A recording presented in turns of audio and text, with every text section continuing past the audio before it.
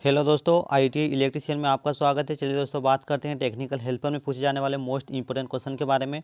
हमारा पहला सवाल है यहाँ पर, वेरिएबल कैपेसिटर में इस्तेमाल होने वाला डाई इलेक्ट्रिक पदार्थ आमतौर पर होता है। पूछा गया और मोस्ट इंपोर्टेंट क्वेश्चन है दोस्तों कि वेरिएबल कैपेसिटर में इस्तेमाल होने वाला डाई इलेक्ट्रिक पदार्थ आमतौर पर होता है।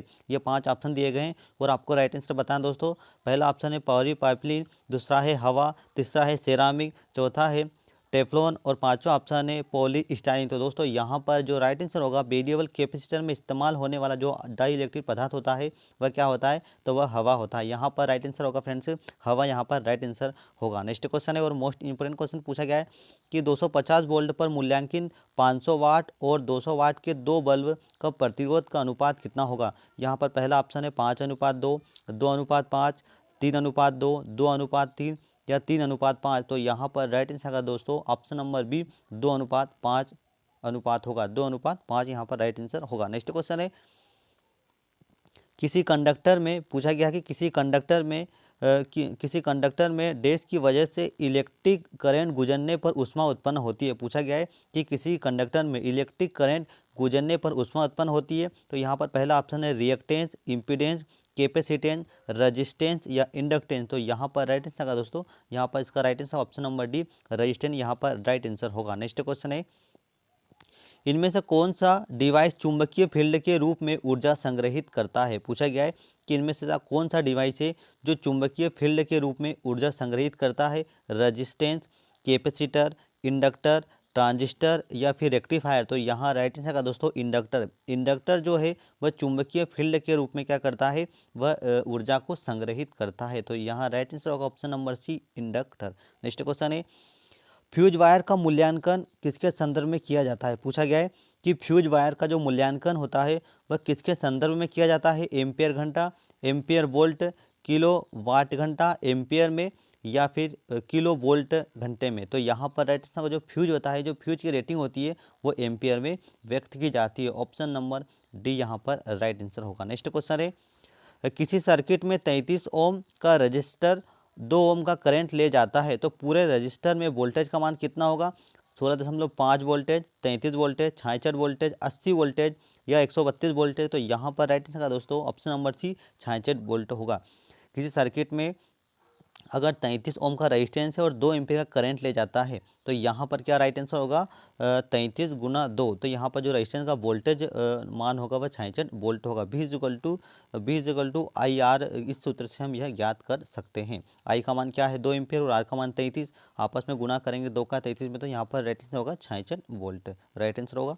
नेक्स्ट क्वेश्चन है दोस्तों, इनमें से कौन सा कथन एक सीरीज और समांतर डीसी सर्किट दोनों के लिए सत्य है। पूछा गया है कि इनमें से कौन सा कथन एक सीरीज और समांतर डीसी दोनों सर्किट के लिए सही है।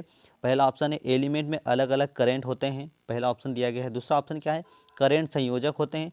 तीसरा ऑप्शन है वोल्टेज संयोजक होते हैं। चौथा ऑप्शन है पावर संयोजक होते हैं और ई ऑप्शन है यहाँ पर ए और बी दोनों सही है। तो यहाँ पर राइट आंसर होगा कि किसी भी सीरीज और समांतर डीसी सर्किट में दोनों के लिए क्या सही होते हैं, इसमें पावर संयोजक होते हैं। यहाँ पर राइट आंसर का दोनों में पावर संयोजक होते हैं। तो राइट आंसर क्या होगा, option number D. Next question है, अगर 0.2 ओम प्रतिरोध के एक वायर कंडक्टर की लंबाई दोगुनी कर दी जाती है तो इसके प्रतिरोध हो जाते हैं 0.4 ओम, 0.6 ओम, 0.8 ओम, 1.0 ओम या 1.4 ओम। तो यहाँ पर राइट आंसर होगा दोस्तों 0.4 ओम। अगर 0.2 ओम के प्रतिरोध के एक वायर कंडक्टर की लंबाई को अगर दोगुनी की जाती है तो यहाँ पर इसका जो प्रतिरोध होगा दोस्तों वह क्या होगा, 0.4 ओम होगा। यहाँ पर राइट आंसर होगा ऑप्शन नंबर ए।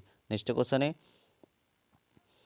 अगर एक कांच की छड़ को रेशम के कपड़े के टुकड़े को एक साथ रगड़ा जाता है। पूछा गया है कि अगर एक कांच की छड़ और रेशम के कपड़े के टुकड़े को एक साथ रगड़ा जाता है तो कांच की छड़ रेशम के कपड़े में हस्तांतरित करती है। यहाँ पर 5 ऑप्शन है और आपको राइट आंसर बताना है। प्रोटॉन, इलेक्ट्रॉन, न्यूट्रॉन, पॉजिट्रॉन या बी और सी दोनों सही है। तो यहाँ पर राइट आंसर का दोस्तों यहाँ पर क्या स्थानांतरित करती है, तो वह इलेक्ट्रॉन स्थानांतरित करता है। नेक्स्ट क्वेश्चन है और मोस्ट इंपोर्टेंट क्वेश्चन है, एक ही विद्युत प्रतिरोध के लिए एक समान अनुप्रस्थ काट वाले कॉपर कंडक्टर की तुलना में एल्यूमिनियम कंडक्टर का वजन होता है 40%, 50%, 60%, 100% या 150%। तो यहाँ पर राइट आंसर का दोस्तों एक 50%, यहाँ पर राइट आंसर ऑप्शन नंबर भी 50% होगा। नेक्स्ट क्वेश्चन है और मोस्ट इंपोर्टेंट क्वेश्चन फ्रेंड्स, यहाँ पर एक नारंगी नारंगी, काला, भूरा, बैंगनी रंग का रेजिस्टेंस कितना होगा? एक नारंगी नारंगी, काला, भूरा, बैंगनी रंग का रेजिस्टेंस कितना होगा? 3.3 kilo ohm, 33 kilo ohm, 47 kilo ohm, 33 ओम या फिर 47 ओम। तो यहाँ पर राइट आंसर का दोस्तों 3.3 किलो ओम यहाँ पर राइट आंसर होगा option number A. Next question है, नीचे दिए गए सर्किट में दोस्तों यहाँ पर क्या है कि नीचे दिए गए सर्किट में ये जो सर्किट है, ठीक है, नीचे दिए गए सर्किट संगठक का एक मानक संकेत है, ये चित्र है और आपको बताना है ये सिंबल किसका है। ठीक है, तो ये सिंबल है फ्रेंड्स किसका, ये 5 ऑप्शन है उसमें से आपको बताना है। तो यहाँ पर राइट आंसर होगा ये जो सिंबल है फ्रेंड्स वह लाइट डिपेंडिंग रेजिस्टेंस का है, LDR का, यह LDR का यह सिंबल है, लाइट डिपेंडेंट रजिस्टर। यहाँ पर राइट आंसर होगा option number A. Next question है दोस्तों, एक बंद सर्किट में बैटरी के दो टर्मिनल के बीच विभव का अंतर को बैटरी का क्या कहते हैं? पूछा गया कि एक बंद सर्किट में बैटरी के दो टर्मिनल के बीच जो विभव के अंतर को बैटरी का क्या कहते हैं?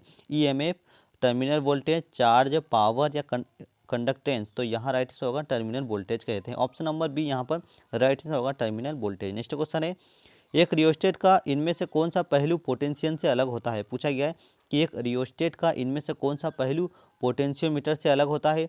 इसमें कम वोल्टेज रेटिंग होती है, पहला ऑप्शन ये दिया गया है। दूसरा ऑप्शन क्या है, इसमें उच्च वोल्टेज रेटिंग होती है, इनमें बड़ी संख्या में मोड होते हैं, इसमें बड़ी संख्या में टेपिंग की सुविधा होती है, या सी और डी दोनों ऑप्शन सही है। तो यहाँ पर राइट आंसर होगा इसमें उच्च वोल्टेज रेटिंग होती है।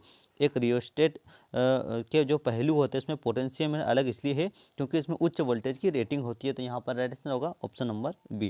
नेक्स्ट क्वेश्चन है, किरचॉफ के करंट के नियम के अनुसार एक समूहित पैरामीटर सर्किट में किसी नोड से निकलने वाले करंट का बीजगणितीय योग बराबर होता है शून्य के, यूनिटी के, अनंत के। सर्किट में वोल्टेज के मान कम हो जाता है, या ए और या बी या सी ऑप्शन सही है। तो यहाँ पर राइट आंसर होगा शून्य हो जाता है।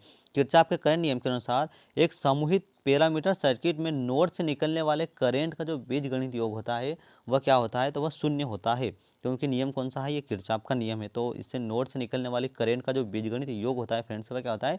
वह शून्य होता है। ऑप्शन नंबर ए यहाँ पर राइट आंसर होगा। नेक्स्ट क्वेश्चन है, एक पूछा गया है कि एक स्थिर विद्युत फील्ड के विरुद्ध एक इकाई चार्ज को दो बिंदुओं के बीच स्थानांतरित करने पर किया जाने वाला जो कार्य होता है वह क्या कहलाता है? वोल्टेज, करंट, पावर, रेजिस्टेंस या रिएक्टेंस। तो यहाँ राइट आंसर होगा वह वोल्टेज कहते हैं। यहाँ राइट आंसर होगा दोस्तों वोल्टेज कहते हैं। नेक्स्ट क्वेश्चन है और मोस्ट इंपोर्टेंट क्वेश्चन है, इनमें से कौन सा डिवाइस एक वोल्टेज स्रोत के साथ सीरीज में दो रेजिस्टेंस वाला सर्किट बनाता है? इनमें से ऐसा कौन सा डिवाइस बताना है आपको जो एक वोल्टेज स्रोत के साथ सीरीज में दो रेजिस्टेंस वाला सर्किट भी बनाता है?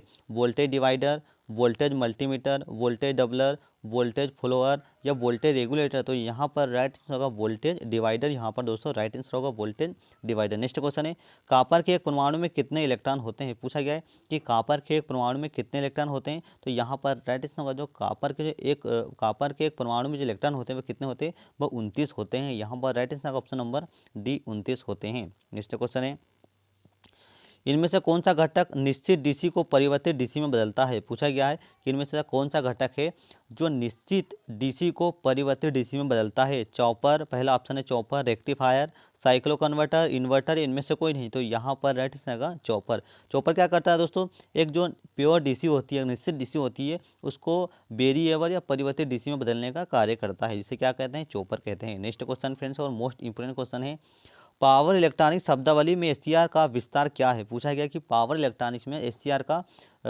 विस्तारक क्या है? पहला ऑप्शन है silicon controlled resistance, silicon control rectifier, switching circuit reactance, semi conducting resistance या स्विच कैपेसिटर फॉर रेक्टिफिकेशन। तो यहाँ राइट आंसर का दोस्तों एससीआर का क्या फुल फॉर्म होता है?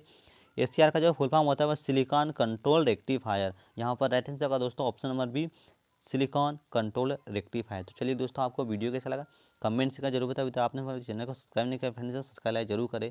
थैंक यू, जय हिंद दोस्तों।